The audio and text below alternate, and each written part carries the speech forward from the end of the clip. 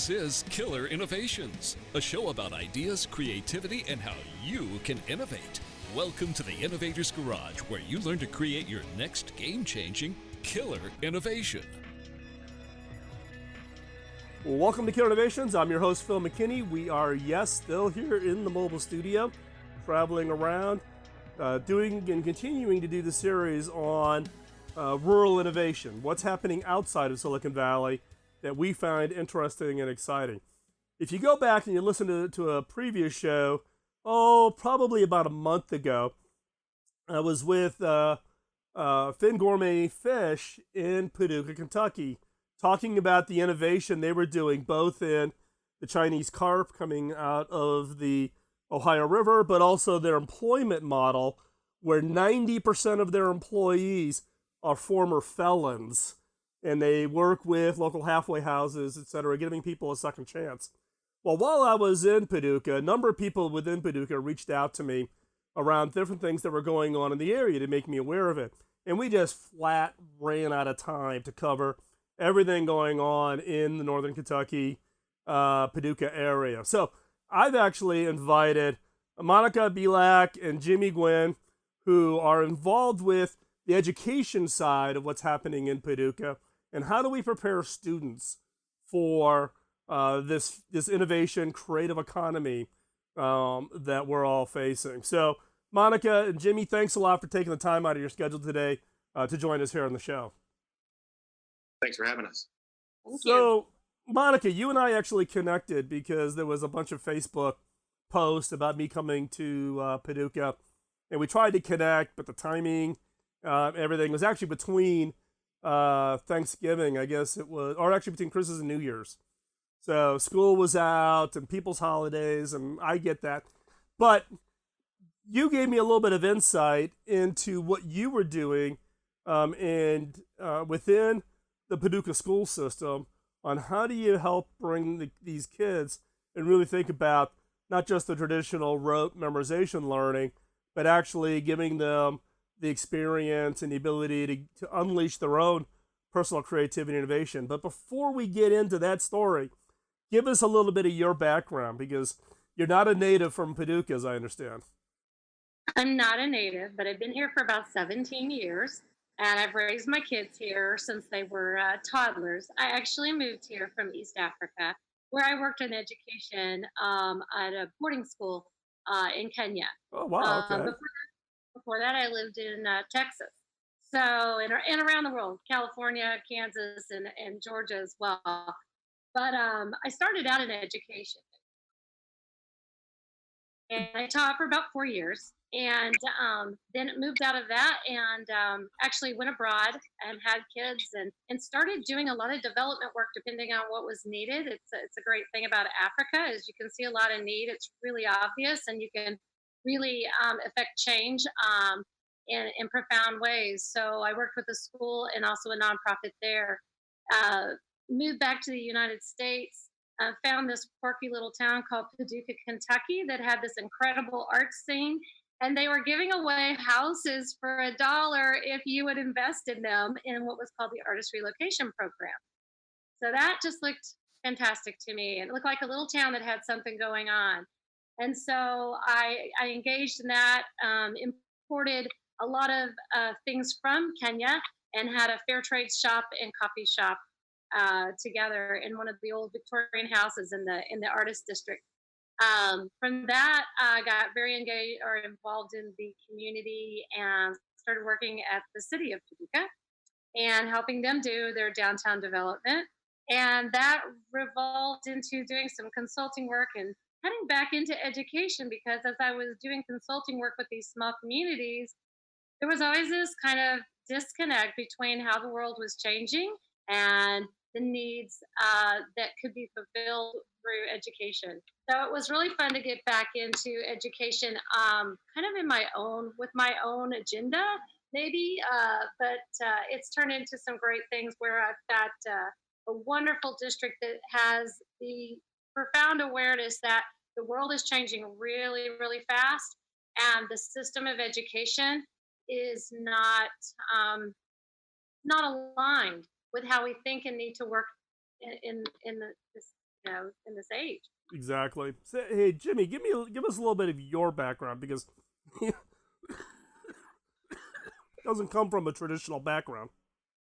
Right. So I guess whenever you see me, the first thing you'll notice is that I'm in a wheelchair. There's a car wreck and ended up getting paralyzed from the waist down. So whenever I went to school after high school, I guess we'll call that school one, I was looking for a desk that I could fit under, that my knees wouldn't hit the tabletop, Mm-hmm. and couldn't find anything. So uh, ended up building one. And what started out as a 4x8 sheet of plywood with some 2x4s for legs ended up being this neoclassically inspired double pedestal behemoth made out of mahogany and teak and burled cherry. I loved woodworking, and I took to it like a fish in water. So after that, spring break, summertime, I would come home and I would craft jewelry boxes, trinket boxes out of exotic hardwoods, which kind of led me to my next career, which was jewelry making. A fellow from Memphis, a retired jeweler named Leon Gary, saw some of my work in a gallery downtown and asked me if I'd be interested in making what went inside the boxes. And he had been in custom jewelry for quite a while. I didn't have anything else going on, so I said, why not? I enjoyed that tremendously. Had some good successes there, and had my own custom jewelry studio for 6.5 years, thereabouts, in Paducah, Kentucky.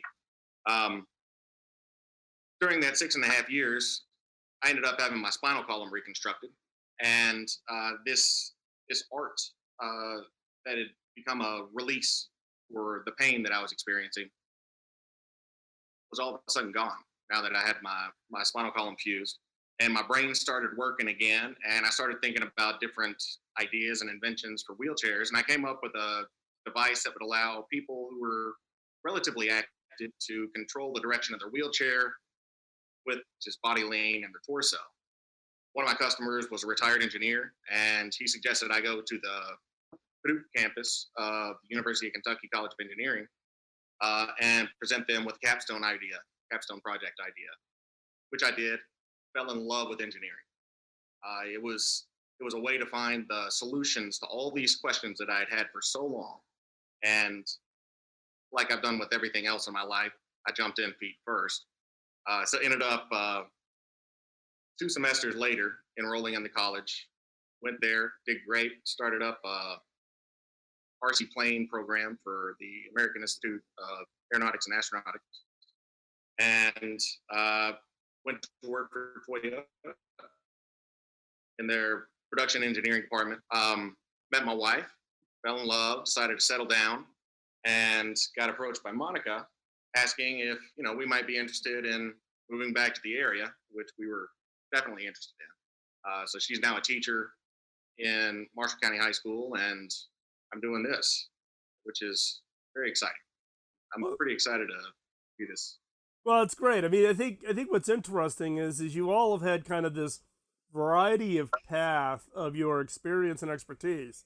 And when it comes to creativity and innovation, it's sometimes about that variety of experience and knowing how to connect the dots in kind of some unique and unusual ways. And I'm gonna put a little bit of a plug in.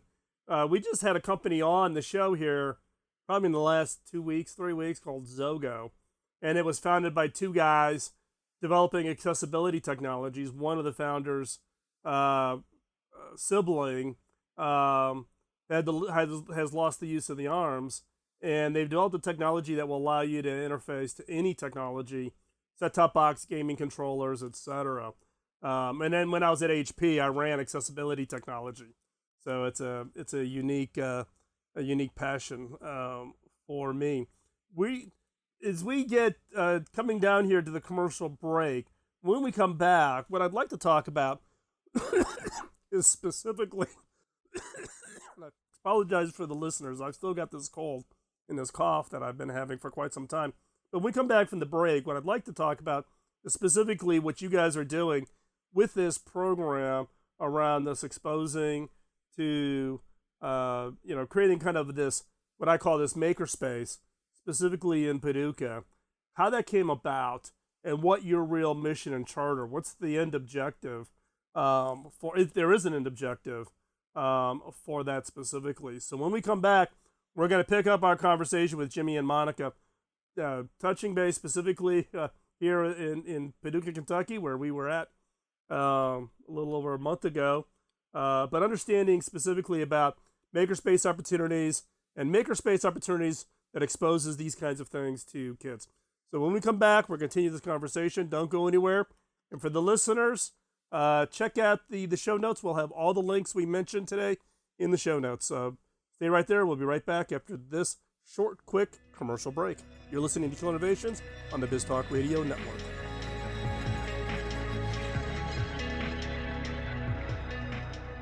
Welcome back to Killer Innovations, where today here in the studio, joining us is Jimi Gwynn and Monica Belak from Paducah. Now, Monica, give us kind of the background on you got into education with the school system there, but how did that lead into what we're talking about today, which is this makerspace, specifically in Paducah, that gives these kids this exposure to doing things with their hands and unleashing their creativity?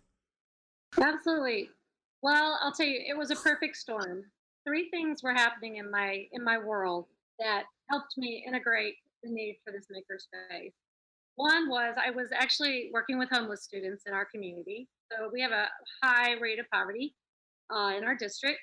And I was trying to figure out, oh my goodness, what would be honestly valuable for their lives other than giving them stuff? How can I give them knowledge that like could take them super far? And they were non-traditional learners, and they took to technology. They just loved it. It was highly motivating. I could get them to program. I taught them Agile. We were just doing all kinds of things. They were amazing. Little sixth grade group of boys after school, and they would come every day. I didn't have to prod them at all. They were there 3 days a week.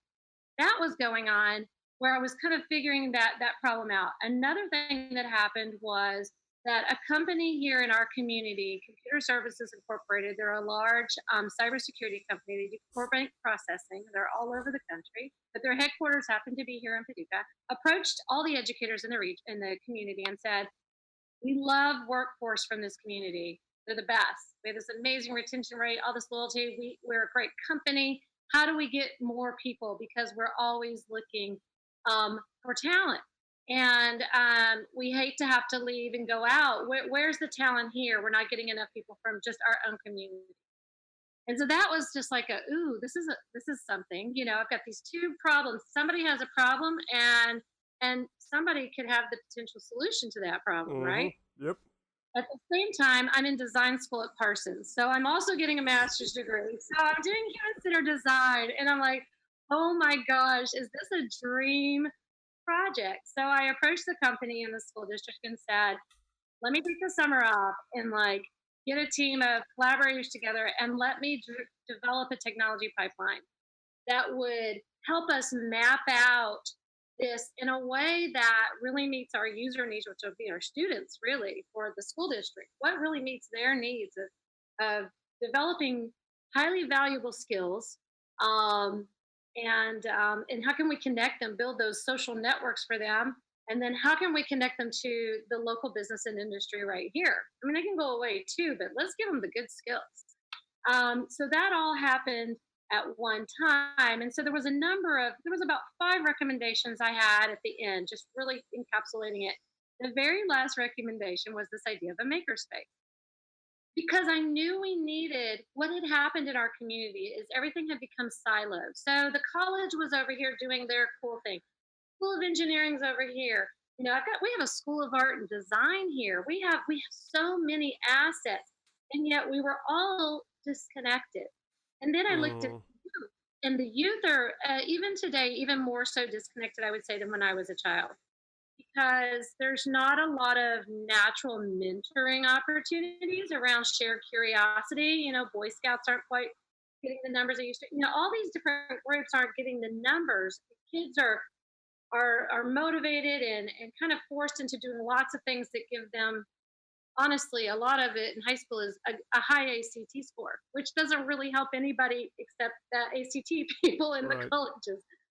Good for them. But we needed to help people really move forward, and we need to help our community move forward. So we knew we needed this idea of a collaborative space where people could engage and share curiosity, rapid skill uplift, and really just how can we inspire them and push them. The other thing was how can we create a playing field, much like baseball has their farms, right? And you can Hmm. go and you can see the talent. But we had nowhere for the talent to play, much less to be seen. And so I really wanted this arena, this playground of technology and a playfulness about it where people could enter and not be afraid. We're not giving out degrees. It's okay. We're not super expensive. It's just a come and see where you are in the digital space because Hmm. it's really changed and it's changing really fast. The school really liked it because they knew that they couldn't keep up with that. The fast pace of technology is just way faster than a school can turn around and find a teacher, equip a room, all of these things, skill Right. up. And so that's where the makerspace came in. That was the whole we really need this. We're a small enough community, we should be collaborating. And that should be our leverage. So how did you get it funded? What's the support model look like for this makerspace? Well, it's still in development, but I shared the vision. We started this project, just the pipeline, just defining it about 3 years ago. About 18 months ago, through the Kentucky Workforce and Education Cabinet, there came out $100 million to develop game-changing, innovative, educational practices. So we applied for that grant to help change out our vocational system. We had an old 1950s building where we're doing vocational education, and nothing's leveled up in terms of what industry needs. So we did that. Started just locally fundraising, got about another $100,000 to just start a tester. So right now, our little Sprocket is a test lab for a larger space that would move in and out of our school.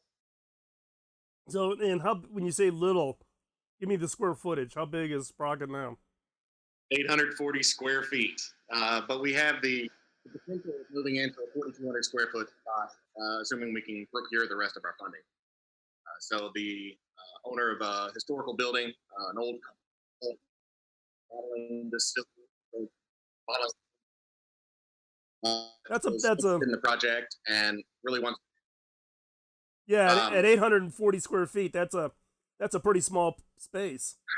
We're tight. We're we're really actually tight. we're in the boiler room and the old coal closet right now. But we turned the coal closet into a computer lab. My old boss Tony Elder at Toyota donated 30 CAD workstations to our spot, and we've got high school kids in there right now putting those things together. Oh So man, we're that's amazing.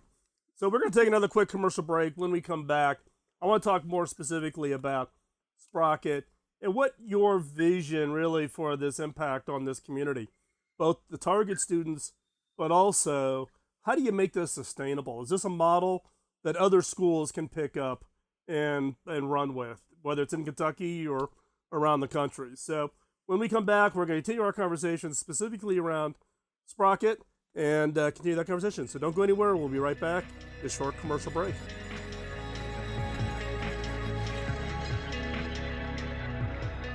Welcome back to Killer Innovations. We are continuing our conversation with Jimmy and Monica, talking specifically about the launch of Sprocket Makerspace, specifically targeting the kids in the local school system in northern Kentucky. So, Monica, I'll throw this question to you. Obviously, you had a vision for the start of this piece, right? But maybe take a step back and talk a little bit about what you've seen already, because you've talked about you got the classroom with the kids, you've got high school kids who are elbowing their way into this small space now, trying to get their hands and get engaged on these types of things. What are you already seeing? Oh, it's amazing. So I have to say the first piece of this was really building the culture. And that's where even, 3 years ago when I was sitting around with all these the C-suite at CSI, I'm like, we have to change the culture. And we have to change this mindset. And oh my gosh, how do you do that? And so that's what I've seen though that has happened. It gets me so excited because this is an intergenerational learning, right? It's for everybody. So it can be, we've got in this space right now, we've got a bunch of 17-year-olds, 18-year-olds, 19-year-olds, and then some other guys from, another company will come in and they're just as excited to help us install all our hard drives and, as these kids are, which is fantastic. So, that is what we're already seeing is high engagement. We started events 6 months ago before we were even in our teeny tiny space. We were in another even tinier space, I guess, hosting events that were in the room. But we have a Tech on Tap event, and so the last Monday of the month, we just bring in somebody in technology and say, hey, can you share some stuff with us while we all sit around and listen to you? It's in Dry Ground Brewery, so it's an adult group, but it's just let's talk about the things that get us excited. So this Monday it'll be 3D printing and prototyping. We had an iOS developer in the month before. It's just different people are coming in sharing their knowledge, and we see who shows up. And then we're amazed because we're like, who are these people? Where did they come from? And we found that we can really capture a lot of even the remote workers in our community. So we found that there's somebody who works on IBM Watson in our community. We've got a couple of Red Hat, employees. You're just going, are you here? Where did you come from? So you kind of just put it out there. And then all of a sudden, there's this whole community of people you had no idea were there. Yep. So that is really cool. Yeah, the hidden community in all over the U.S. is absolutely amazing. It's like nobody's standing up raising their hand saying, yeah, I'm kind of over here under this rock, until they have an opportunity to build a more local community. And they're hungry, right? It's, how do you find and connect? So, Jimi, you're working in this space now. It's pretty tight. What's kind of this near-term plan? You said, your boss donated the CAD workstations. What other technology is kind of on the horizon that you're looking to kind of put into this space? Well, we've already got a couple of CNC machines, one 4-axis. We just got a new 3D printer, and we've got an old one that we've been burning through the filament on. We're planning on getting a new laser engraver sometime here in the very near future. So the idea is to really introduce kids to CAD and coding, first with 2-dimensional, so they can use the laser engraver, and then bump it up to 3-dimensional stuff, starting probably with the 3D printers, and then go over to the CNC programming, G-code writing, that sort of thing. Now, we've also procured a couple of welders, some woodworking equipment, and we plan on getting our hands on a Bridgeport mill before too long. What we're really trying to do is provide an environment for these kids to play and to fail, and learn that it's not the end of the world to fail. Right. You get the kids who perform really well on ACTs. You might get them behind a little trinket or something like that, and they get the I guess it's analysis paralysis, and can't figure out where to go because there is no predefined solution to the problem they're trying to solve. Well, it's also interesting. I don't know if you're follow Micro, and what he's doing with Micro Works. Mike was, when I was at HP, and Mike was actually a spokesperson for HP. The other overlap is Mike and I are both Eagle Scouts, so we know each other a little bit through our work there. But Mike's whole point is, and I love, I'm a big Micro fan, is the fact that sometimes college is not the best option for every kid, right? Right. And what is the role of, now you're an educator, Monica, so I'll excuse you here for a little bit, but what is the role of a college education, right? Look, I don't have a college degree. I went on to become the CTO at Hewlett Packard, and I never finished my degree because I got recruited out of college before I finished my last year of college and went on and had a phenomenal career, right? So I get these emails from parents all the time about, help, encourage my kid to go to college. I'm like, I'm probably not the spokesperson for that. Now, all my kids went to college and all graduated, and 2 of my kids have master's degrees. My wife has a master's degree. I didn't go. And it is tough, from the standpoint of how do you expose this to kids who only think that their path is either flip burgers at McDonald's, not that I'm against McDonald's, or they got to go to college, and it's the pass fail, meaning I got to get a certain score on my ACT, or I failed, and when I fail at that, that's everything. My entire future gets wiped out, and they don't understand about how do I experiment, how do I fail with no risk, how do I learn to experiment, whether it's something with using a machine or just taking a look at what's in front of them as far as their career options. So sorry, I got on my soapbox rant on that one a little bit. No, I think it's a great point, because if we don't start early with kids, exposing them, we all have middle school and even elementary school kids in our space on field trips, and we'll have after school for middle school because they'll opt out if we wait till high school. Yep. They will not go into trades. If I don't do something in middle school and say, you can solder, it's really fun. Let me show you. You can do this. And these are all at the vocational school. These are trades that if you love it, go into it. You can explore it, expand it. Who knows where it'll connect at some point. So that's a big goal for us, is to really start early. Yeah, it's just exposure, right? And look, one of my biggest arguments, I was on a project with the U.S. Department of Education back in 2011, late 2010, early 2011. How do you innovate K through 12 education in the U.S. when Artie Duncan was Secretary of Education, right? Project I should have never agreed to have ever been involved in, because it's a nightmare, right? But the fact is look, we've taken art and music out of a lot of the educational systems, right? And for a lot of kids, that exposed them to be able to discover their own form of creativity, right? We've taken that out, right? So maker spaces like what you guys are doing is that space today that allows these kids to say, hey, I tried that, not so great. I tried that, wow, I really like that. And Jimi, just like you, tabletop with 2x4s for the legs turns into this big mahogany, thing, and it unleashes your passion, right? Right. So how do you unleash, it's that exposure that I think we lack today, so much. And look, I was one of the original people involved with Tech Shop, which is the big maker space in Silicon Valley. They've since gone out of business because the business model's a little tough.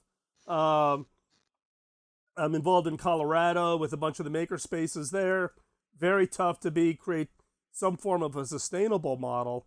So I'm assuming you guys have looked at the other players that are out there, and hopefully you've got a different strategy than what some of these others are doing, because no one's found, I think, the magic formula yet for how do you make community maker spaces really sustainable and successful.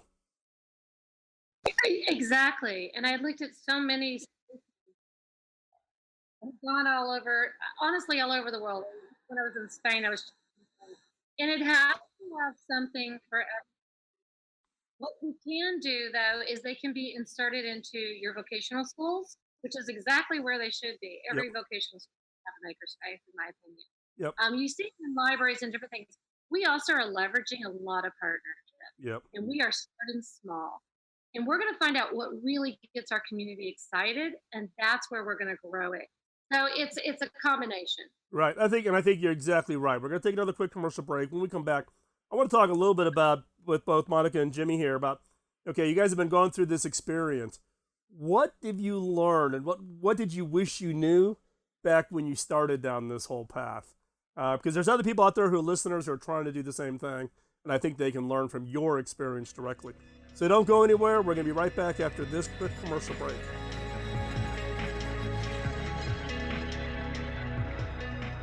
Welcome back to Killer Innovations. We're wrapping up our conversation with Jimi Gwynn and Monica Belak, working in the Sprocket makerspace in Paducah, Kentucky. A small space, but trying to do a lot of work in opening up the opportunities to kids to kind of unleash their passion for innovation, and see what that might lead them from a career or things that they want to do with their lives. So with that, you guys have been at this, Monica, you've been at this for 3 years, right? If you could have a little time machine and kind of go back and give yourself some advice, both Monica and Jim, either one can jump in here. What advice would you give yourself if you could have that time machine and go back 3 years? Just get going. Start it. You'd be amazed at how many sleepers are out there who are going to come out of the woodwork and be like, hey, how can I help? What can I do? Just let me do something because I'm so excited about this idea. I spoke earlier about the kids who have that analysis paralysis. And I think a lot of people who start up maker spaces suffer from the same affliction.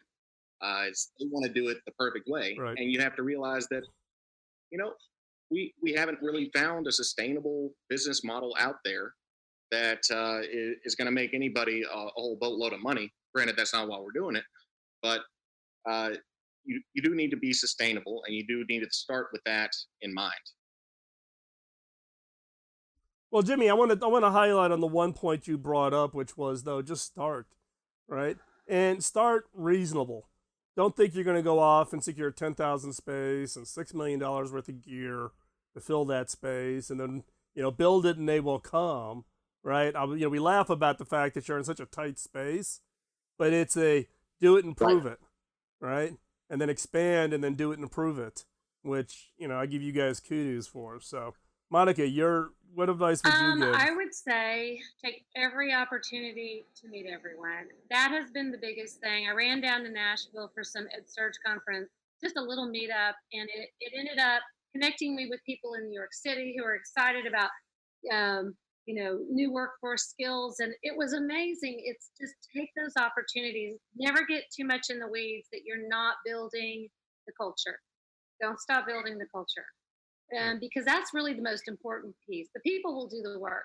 They'll get excited about it. They'll come in with the muscle. But you've got to cast that vision, and sometimes it's got to be pretty wide. Yeah, and I think also, it used to be, particularly when there was this, big rush of for-profit, maker spaces, everybody felt like they were in competition with each other for that funding or investors or whatever it might be. And I think that model, with what's happened with Tech Shop, has kind of proven to be not sustainable. It's really a passion project, for both people who've got skill sets. There's a phenomenal makerspace that got launched in Detroit. These are all retired machine operators from Ford and Chevrolet and GM. And they've actually now created a whole ecosystem for kind of resurgence of manufacturing in Detroit that's not auto related. And it all started because a bunch of these retirees all got together and said, hey, why don't we teach some kids in the neighborhood, get them off the street and give them some skills that could be marketable. Using everybody in the community that's got some skills and not discounting, even the teenager who can install hard drives or the retired citizen who can as well. They're all valuable, and everybody has a contribution. And I think that's kind of what we go with when we're thinking of building this. Everybody can contribute. Yeah, and I think don't prejudge, right? Look, okay, I was CTO at HP, and I'll run into kids today that could dance circles around me on products that were part of released when I was still at HP, and they can run circles around me on the product, right? Because of their passion, their interest, their excitement, etc. So don't let, I think that's an excellent point on don't prejudge. So Jimmy, Monica, if listeners want to keep up with what you're doing, and maybe, who knows, maybe actually support what you're trying to do there in Paducah, what's the best way for them to track or reach out and get in contact with you guys? So the best way is to check out at sprocketpaducah.com, or you can find us at Paducah Innovation on Facebook. You can message us there. You can email Jimi at sprocketpaducah.com. Spelled Jimi. And also the Paducah, Paducah. Yes. you've got to be worried about the Paducah spelling. You know, it is a little takes a little. If you're not familiar with it, it's a little different. And actually, what I'll do is I'll put up links to everything in the show notes so that you know people can find it easily.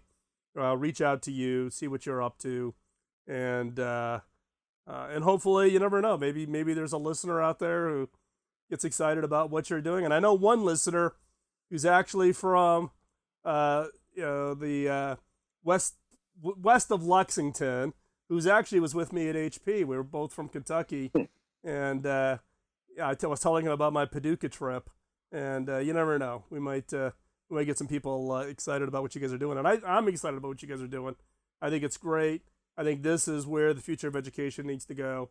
I think unleashing and helping kids, whatever their background is, helping kids kind of find that passion that drives them. Because, you know, I'm a big believer, find your passion and then find how you make money doing your passion.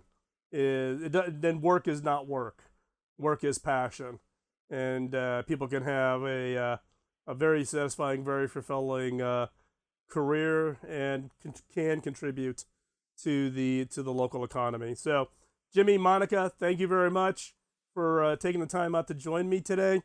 As we wrap up today's show, if you've got a guest who you think should be on Killer Innovations, just drop me a note at phil@killerinnovations.com, and we'll work to get them scheduled up.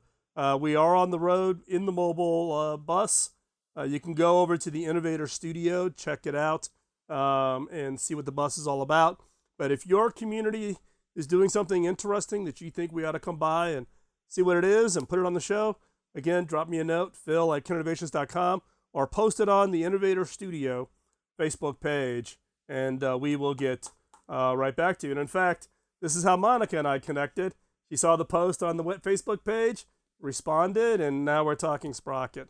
So again, thank you, Jimi. Thank you, Monica. You guys are doing yeoman's work. It's what we need for the educational movement. So I want to thank you for the service you guys are providing. With that, we'll talk to you next week. Bye-bye.